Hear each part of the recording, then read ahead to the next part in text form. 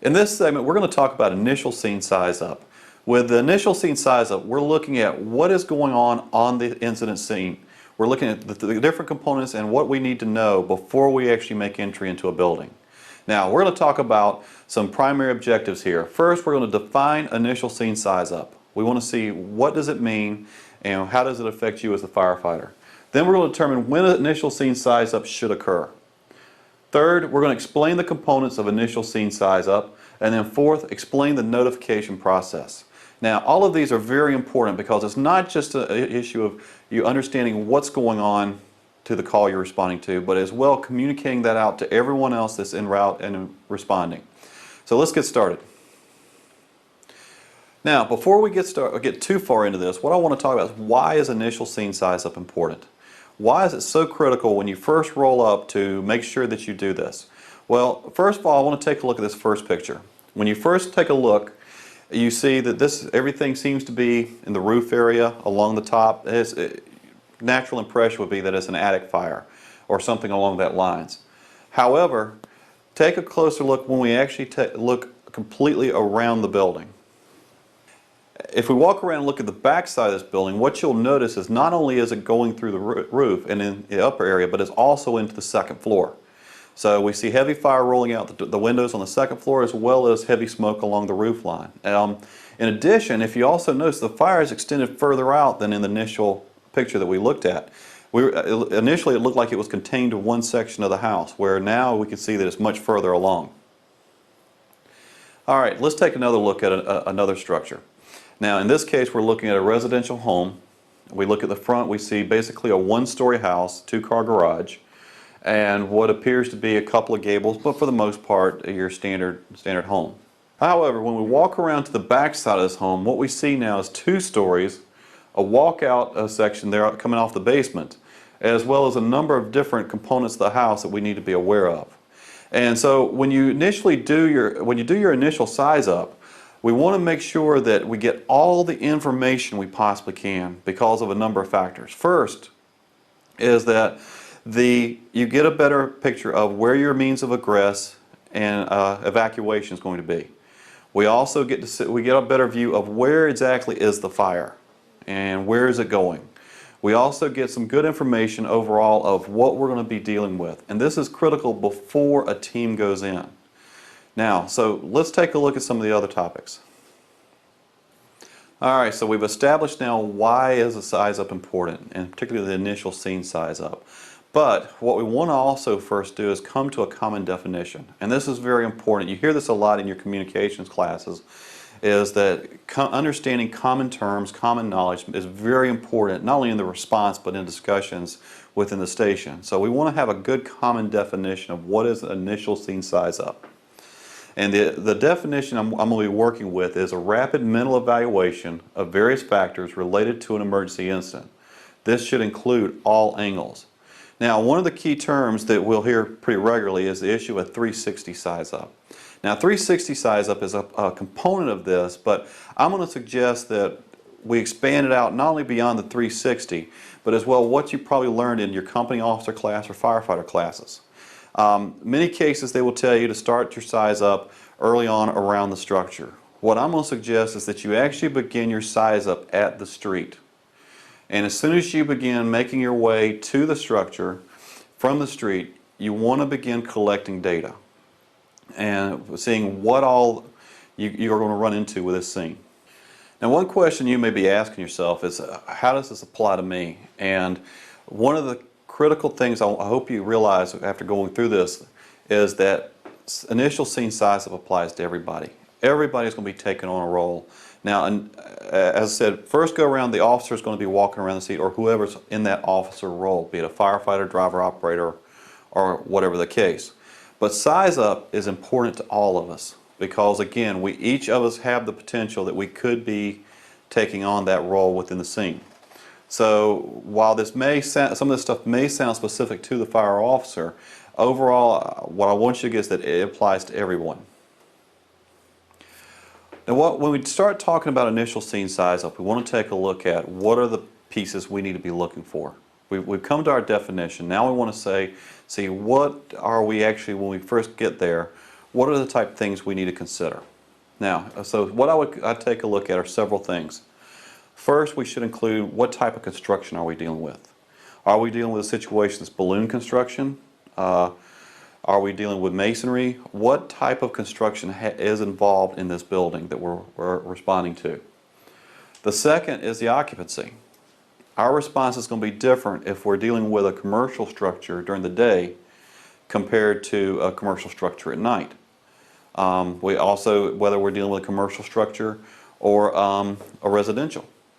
The volume of people and potential life safety issues is much greater in that commercial structure than it is in a residential. There's more that we'll have to deal with. We're also going to take a look at the apparatus and equipment. What do we have coming? What type do we need more? Do we need to respond to all of them? Maybe we can turn some units around, or maybe we need to increase our response. So the apparatus and equipment that's coming is going to be very critical. Life hazards. Taking a look at the life hazard. What's involved here? Do we have people inside the building? Do we have people around? What type of life hazards are going to be for our people responding? What are the concerns that we need to look at for them? Is the roof stable enough at this point that we can do an interior fire attack? Are the walls? How much of the building's involved so that we can understand if it's worth making an interior attack? The next one we want to look at is water supply. What do we have for our water supply? And so, well, you know, do we have hydrants? If not, do we have the ability to relay water? What water sources do we have available to us in proximity that we can use for this response? We also want to look at what type of auxiliary and aids that we may need. What are some of those additional resources that we need to have in place, or at least coming, to deal with this incident? Another thing we want to take a look at are the street aids, or street conditions. In the street conditions, are the roads wet? Are there problems there as far as just getting apparatus back and forth? Are there issues there? So we want to look at the street conditions. We also want to take a look at the accessibility to the structure that we're going to have. So if, for example, we've got one way out of in and out of the driveway, and it's very complicated to get an apparatus up and down through there, that could certainly be a problem, and it's going to affect the way we do our initial attack. The other thing we want to look at is the weather. With the weather, we're taking a look at what type of conditions are they. Are they snowy, icy? Is it extreme heat? Are we dealing with rain, high winds? All of these factors from the weather we want to consider, because it's going to affect not only our response, but any type of sustained response that we're going to have. In addition, we're going to take a look. It will tell us where the fire is going, or potentially going, and what exposures do we need to protect. We then also want to look at the area in general, and some of the things that are coming to mind is looking around, and this is why I say start back at the driveway, at the road, rather than waiting till you get up to the house. You need to look as you're coming up on the house, starting at the street. One, look at the hazards, look at the landscape, look at what potential things could I run into or could become a problem with the response. Are we dealing with a very narrow driveway? Is there a lot of shrubbery? Are there a lot of trip hazards? Things like this that could be a problem for us. As we're coming up to the house, we're beginning to look. What are our water supplies? We're looking at what's available to us. Is it down the street? Can we get it up to the house? Things like that. We also want to look at the location and extent. From what we can see, where does the fire begin? Where is it going right now, and where does it seem to be going to? How much of the structure is burned or is burning? Because in this situation, if we've got heavy fire and a significant portion of the house is already burned, we may want to refrain from doing an interior attack. We may want to hold back a little bit and go exterior.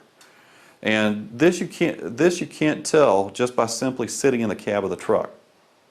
You can't do that just by doing this. You're going to have to get out, walk around the structure, and get the full view of what's going on.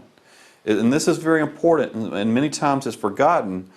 And no matter how small or how great the fire we have going, someone needs to take that extra few minutes and walk completely around the structure to get a full view of what's going on. The last two considerations in this is we want to look at the time.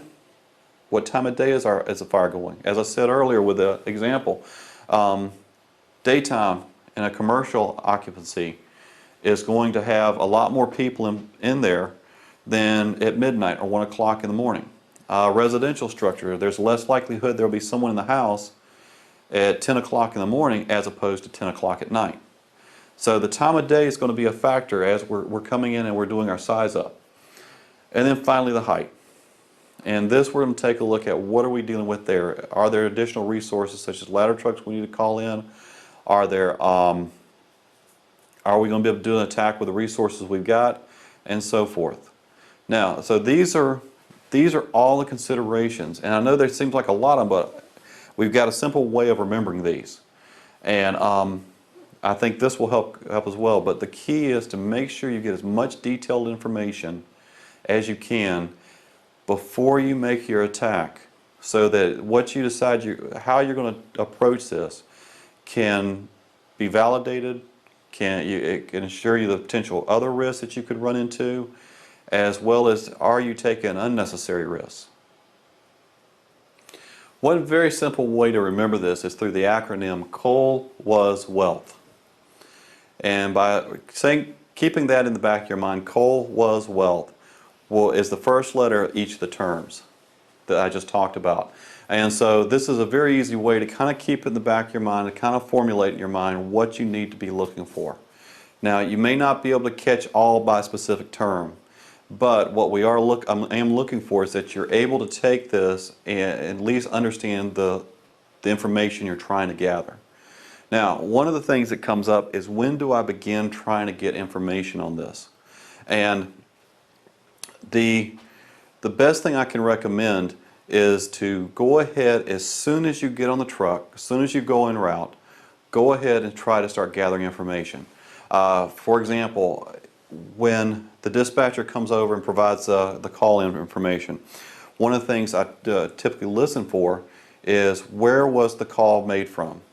If the call was made from the resident and they suggest there's smoke in the house, that's carrying a little bit, that's a little better information for me than if the call comes in from the neighbor's house. So if we hear at 1 o'clock in the morning we're toned out for a structure fire, and I hear that the call came from a neighbor who said they saw something across the street or next door, that tells me we probably got something really that's pretty significant going, that they're able to see it and it woke them up. So those are little cues. The other thing you can do is, as you're going to the scene, try to gather as much information or relay information to the dispatcher to gather.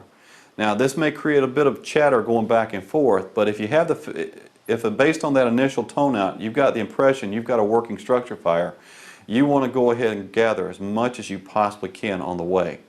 And so take advantage of the fact that the dispatcher is talking to somebody and can continue relaying that information to you as you go. All right, with this we want to take a look at, we want to simplify this down a little bit further maybe, and this will help considerably as well. When you're providing this initial scene size up, you want to be asking yourself 3 basic questions. The first one is, what do I have going on? Now, this may sound very simple on the surface, in the sense of, okay, they called us, they said it was a structure fire, they said it was a car fire, whatever the case may be, and so we know what we've got. But try to dive a little bit deeper, based on your pre-plans, based on your riding around in the community, based on being out in those areas. You can begin to, from your memory, take a look at some of what exactly do you have and what's going on. And so, for example, if a neighborhood you were just there last week, you were called in for a structure fire there, you can try to remember, okay, which house was this? What does it look like? What style is it? How many stories? All of these questions objects we were looking at earlier, we can come back to again and see if that helps trigger some memories of what type of situation do we have going on. The second question is, how and where is it going? Now, how and where is it going? What I'm thinking of here is, how is it moving through the house? Where is it going through the structure? And what are the potential hazards I could run into? So we want to take a look at, how is this thing moving and what's going on? And again, falling back to, what do we got? So we're now beginning to pull the 2 questions together. And then the third question I want to look at is, what do I need to control it? And what this should trigger for you is, do I need to call additional apparatus? Can I handle it with what I've got? Is there any special equipment I need to have sent? And so these are different things we need to look at. So for example, if I've got a car fire and I've got a lot of fuel, maybe I can see if the nearest airport has a ARF truck they can send.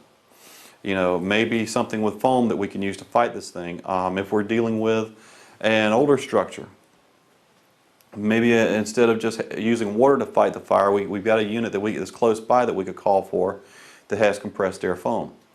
So there are a number of things we can look at on the way to the scene, and as we're doing this initial size up, to determine what do we need to bring to this. So these are some of the things that need to be rolling through your mind. What do I have going on?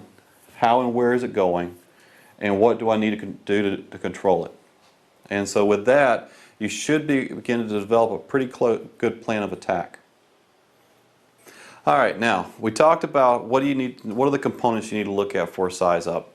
One of the things we need to make sure we understand as well is not just having that information. It's being able to transmit it and send it out to everybody else responding. And this is important because keep in mind, in many cases, depending on what your department SOGs are, it's not just going to be you running to the scene. You're going to have other departments responding as well. In addition, if you are a department that responds to the scene then calls for mutual aid, more than likely if you've got something significant, the other departments are going to be listening. So you want to make sure that you are able to transmit this information effectively. Now, what are some things that should be in that initial transmission? First of all, you need to identify your unit arriving on scene. Engine 1, Kohler Engine 1, Glendale Engine 45, whatever name goes with your unit, you need to clearly identify that for the dispatch. Second, define what you have. Do you have a single-story residential structure, two-story residential structure? Do you have a commercial structure, two-story, so forth, on down the line? You kind of get the idea, but we want to make sure it's very clear and very brief what exactly do we have here on the scene. And then the third thing, and this is important for as the scene progresses, you want to go ahead and establish command. And the reason for that is that begins to tell everybody else who they need to start talking to. And this is sometimes not you don't see it done as much as it should, but once you've established that command, it begins to align everything where it's supposed to be going. People know who to contact when they want to get their assignments. And sure, it's going to change as more senior officers arrive, but you want to make sure at least it gets started from the beginning. So in our situation, based on what we're talking about, we say you identify your unit, you define what you have, and then you establish command. So an example of this would be Engine 1 on scene. We have a single-story residential structure, light smoke showing. Engine 1 will be command. And then dispatch should come back and acknowledge what you're doing. And so this doesn't load up the radio channel or doesn't load up the radio communications, because I have heard sometimes get on the radio and they give you the complete synopsis of the incident. It sounds more like a novel than just a brief description. But so you want to be brief about this, but you also want to be clear. And so simply identifying those three things: identify your unit, tell them what you have, and then establish command. And you're set to go. Let's take a few minutes and let's go through an example or two, and so we can get an understanding of what all we're looking for on initial scene size up. I've got a sample drawing here of a residential structure that I want to take a look at, and let's go through some different scenarios that we could potentially run into. Now, first, what I want to talk about is when you begin your size up, you want to start from the street, and this is very important because you want to be clear as to what the hazards are, what the concerns are, all of those types, as well as what additional resources you may need. So in this situation, as we're coming up on the driveway, if we're coming from this side, when we begin looking, as we move along the driveway here, we see there's a tree on both sides. That could be potential hazards for the trucks. as they're coming through, a very narrow driveway, as well as this through here, driveway up here, going into the garage, that could actually create problems for us if everybody responds up through to the driveway. And this is one of the things I like to do on the scene. When I'm first in engine, if it's a very narrow driveway, it's going to be very hard to get apparatus in and out of there. One of the things by doing this size up this way is you can tell the other people responding to stay back in the street and not necessarily pull into the driveway. Now, one of the things, if you look here, because of where we're located coming in, we may or may not see the hydrant that's here. And so this is where our pre-planning is going to be very important, because coming in at this angle, we very well, because of this bush sitting right here, we may not be able to see the hydrant. So we would need to know that. In addition, as you come up, we see there's a garage here, two-car garage, that's marked here. We also see there's shrubbery here that could potentially be a problem as we're getting up to the house and trying to pull hose up to the house. We look here as well, there's an entrance into the house here, this stairs.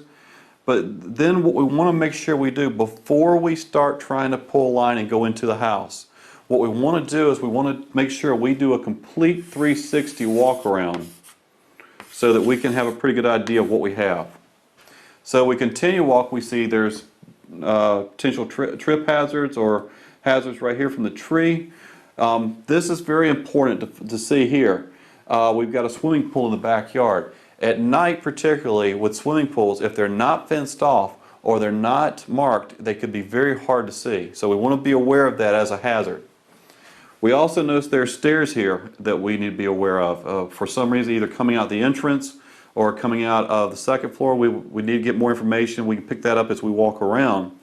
We also see a significantly wooded area back over here, which tells us that there could be issues there to be concerned with if the fire grows to a significant level. Keep in mind, depending on what the distance is from the house to this woodland area, if the fire gets out of hand, there's a good chance we could also have a woods fire to deal with if we're not careful. We continue our walk around. We see that we've got, again, the garage, side of the garage here, as well as another tree. Now, the trees and shrubbery, all of those things sound like, okay, simple enough, but the issue you're dealing with here is these are potential hazards that somebody could get hit from branches, somebody could trip over root structures, trip over shrubbery. These could become entanglement hazards if you're trying to pull hose into the house. All of these are different things that you want to be aware of and stay clear of. The other thing you're going to look for, are there any other hazards around here that could potentially be trip hazards or things like that. So you want to be cautious and do your walk around. And so that gives you an idea of some of the things we want to look for and find in here. Another thing you may want to take a look at is panel boxes, electrical panels. Where are those located around here? What other sources that we would need to be aware of as we're walking around the house? So those are definitely some considerations to look at. All right, we want to take a look now at a second example. We talked about, I showed you basically how some of the things we want to look for with a walk around, but now what I want to take a look is, let's get a scenario going and see what happens. In this particular situation, we have the same residential structure. However, there have been some minor changes that we want to make sure of. The second thing is that we've actually got, in this situation, we're running a garage fire. And we've got that going right now, and it's we've got flames and smoke visible in the garage. So as you come in, instead of coming in from this direction, we're going to come in now from this side. And one of the things we see immediately, obviously we've got our shrubbery that's concerned here, but when we come in, we see right off the bat we've got a hydrant right here. So we pick right up on that, and then as we progress along onto the driveway, we begin to see we've got shrubbery, trees here, shrubbery here. We see there's an entrance here through the front door and a window in this particular case. Now again, we want to make sure each time, no matter how big or how small this fire may be, we want to make sure we don't get the tunnel vision going. The tunnel vision is going to say, let's go ahead and race in here and pull up right here and get the fire knocked out. Hold up a second before we get too far in this. Make sure you do that 360 walk around. Alright, by doing that, what happens in this case, again, we see the same tree here. We've got a little bit different situation now as we continue walking around, because with kids' swing set is right here. That's going to create a trip hazard for it, or potential hazard for somebody to get tangled in. So we want to be aware of that to begin with. As we come across, this is something we need to pick up on. We see a gas grill leaned up against the wall. Now, One of the things to keep in mind with it, when you see something like that is what are the potential hazards we're going to run into.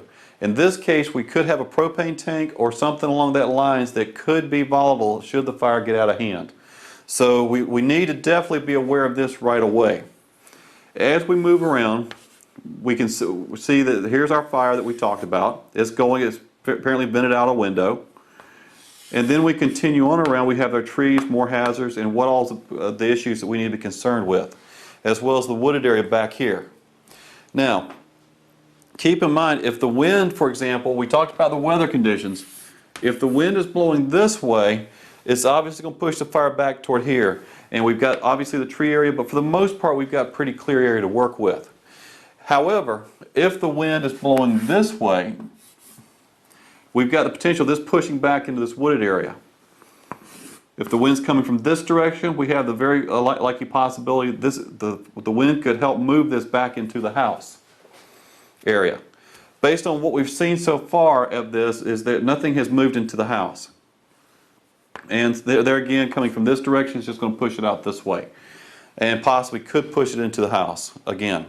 So the wind, this is where the weather will become a serious factor. So now we've seen some additional concerns here through the gas grill that could be a potential explosion hazard. We've got trip hazards here with the swing set. We see that due to shrubbery, trees, where those are all located that could create problems for our viewing as possible trip hazards.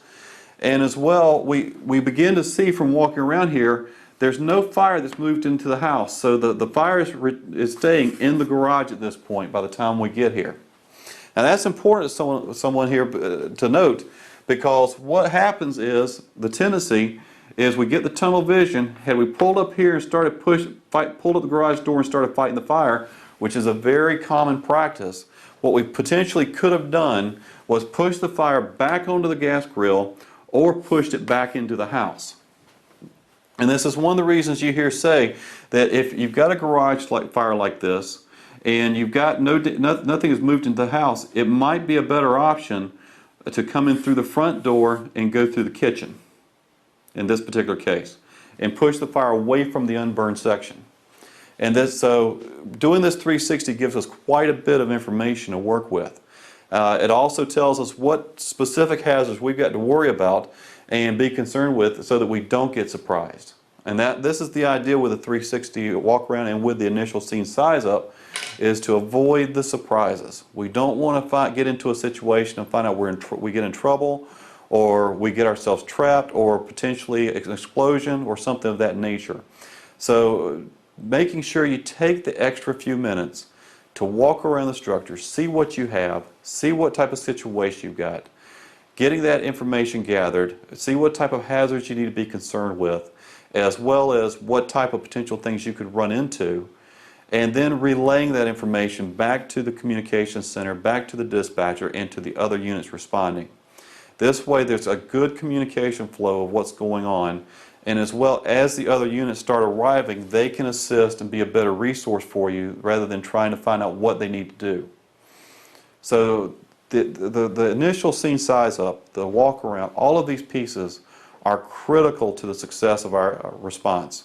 We need to know what we're dealing with before we begin any type of operations.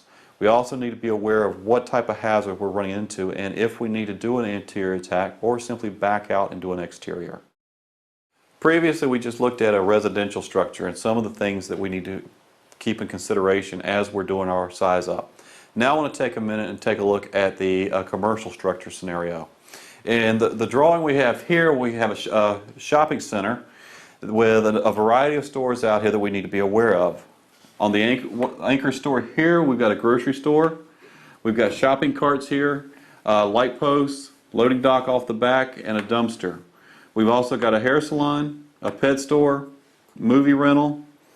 We've got a beauty supply place, a hobby shop, computer store, and then a drugstore over here, again with a loading dock, front entrance area.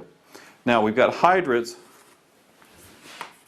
on each side here and then back here. We've also got a dumpster, two dumpsters that are part of the facility. The rest of these are lights, and then for nighttime, and then through here is predominantly our parking. Again, going back to what we initially talked about was the issue of beginning our size up from the street. So as soon as you gain visibility of this shopping center, you want to begin looking for the concerns and issues. Now, in this case, as we begin to do our walk around, we can begin to see that we've got entrances, glass fronts on all of these. We begin to walk around, as I said, we've got a loading dock here. We've got a dumpster. We've got a hydrant. We will have doors back here, but that's about it. A dumpster here and then another loading dock. Now, these are some of the things we want to make sure we're aware of. First of all, where the hydrants are located, so that we can find out, if we need to get additional water supplies, if we need to additional resources for water, we know where they'll be.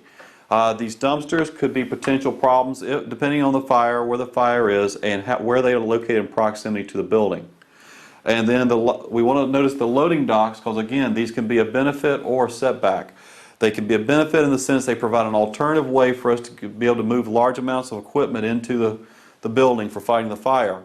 The other drawback is they can be fall hazards, depending on if the people know about them or not. So you can imagine, somebody comes out of the back door of the drugstore with an air pack on and bunker gear, their visibility is very limited, and they were to step off accidentally off the back of this loading dock.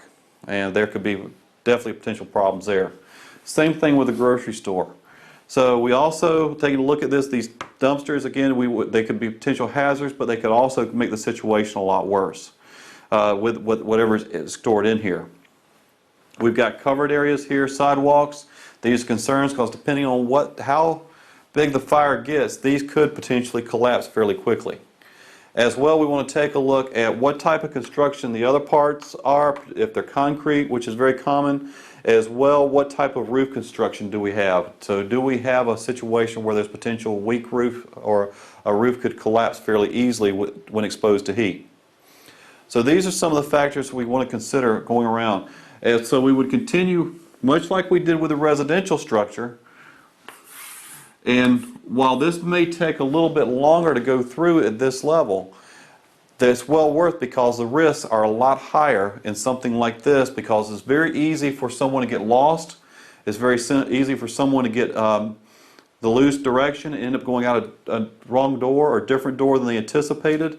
There's opportunities here for other type of hazards as far as chemicals that could be stored, things like that could increase the level of our fire, or a number of other things to look for. So we want to take the extra time to walk completely around, to notice what things we need are available to us, what information is available to us,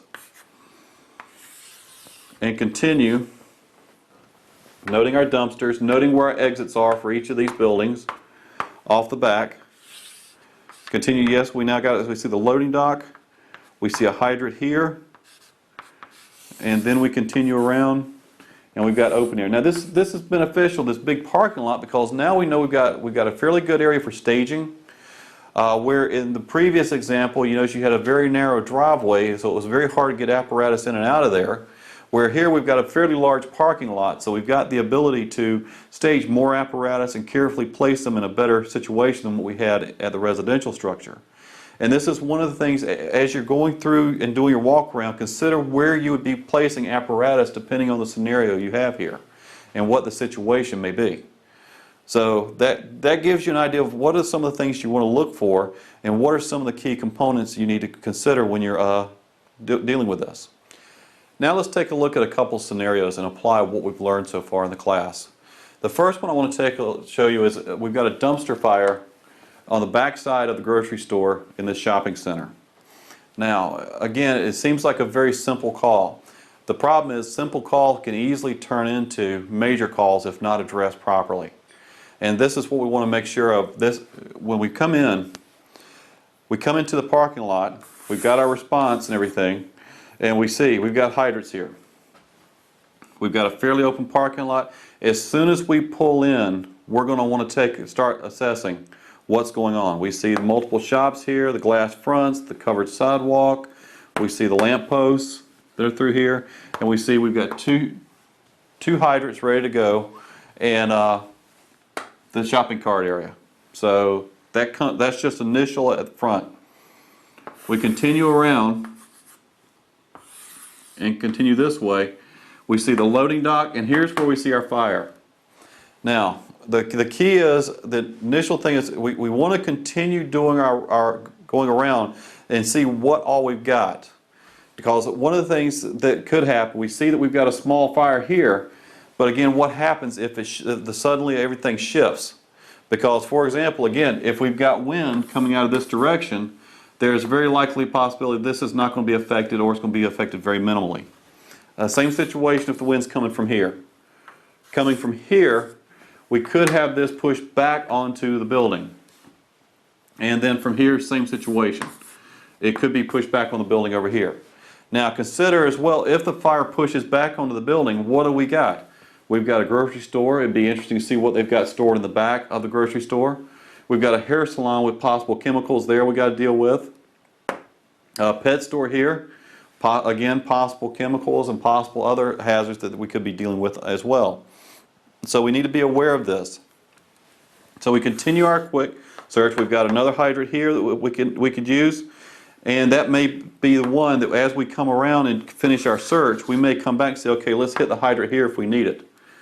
So once we've done our search and our initial size up, we're going to come back and begin to deal with the fire itself. Now, one of the questions there again, looking at the wind, looking at what we've got as far as buildings and all, because see on the back side, all we probably see is brick. There may or may not be any markings. That's why it's important to come all the way around and see what's on the front. So we know this dumpster's here, but as we drive around front, we see, okay, it's backed up to a hair salon and a grocery store. So these are very important concerns to us. In actuality, this does not take that long to do.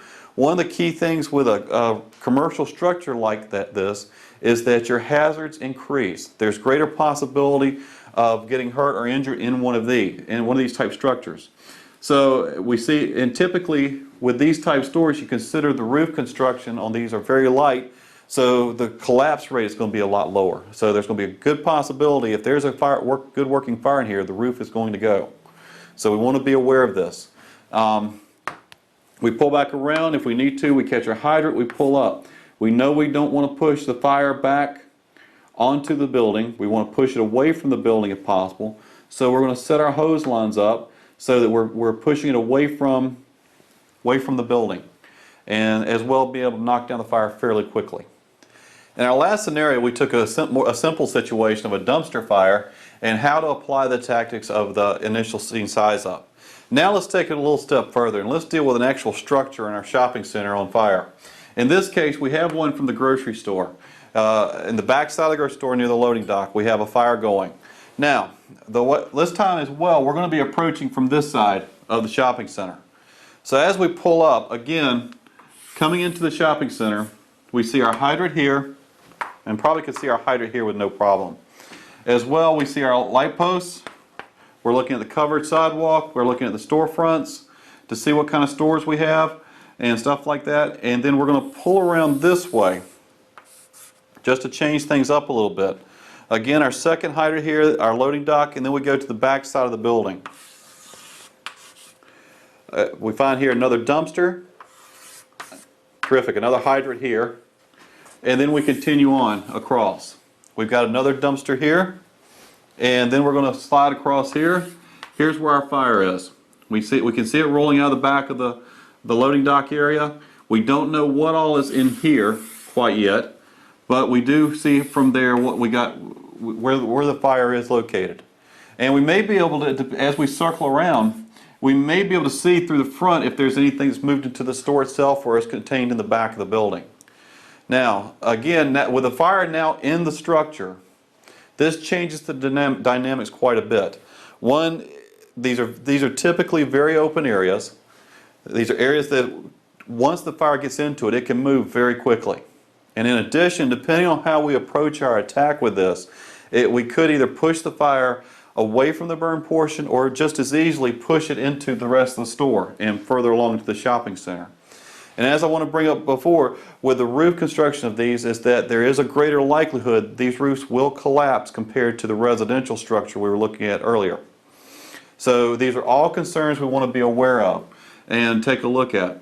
So we circle around, we begin, and more than likely in this case, definitely you would call for more assistance because you don't know how far this fire is going to go.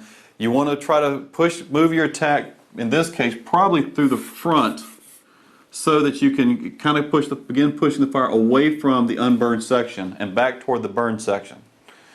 And then from there, we keep it away from some of these areas because there again, here we have a hair salon, a pet store, both of these more than likely containing chemicals. And again, if it pushes along, there's a very good chance this could push along very quickly through the rest, depending on what they've got, if they've got fire breaks and so forth between here.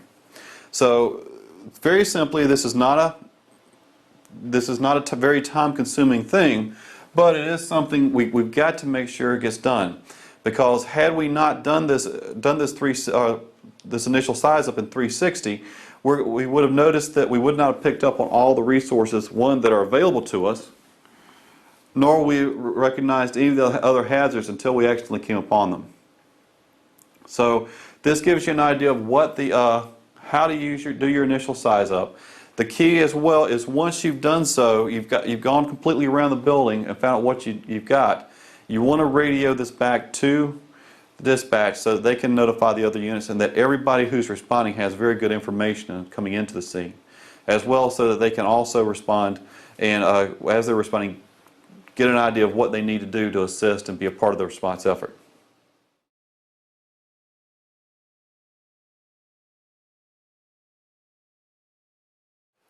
The 360 is a component of the overall initial scene size up. Other components include checking for hazards, what are your water supplies, what additional resources do you have coming, and as well communicating back to those resources.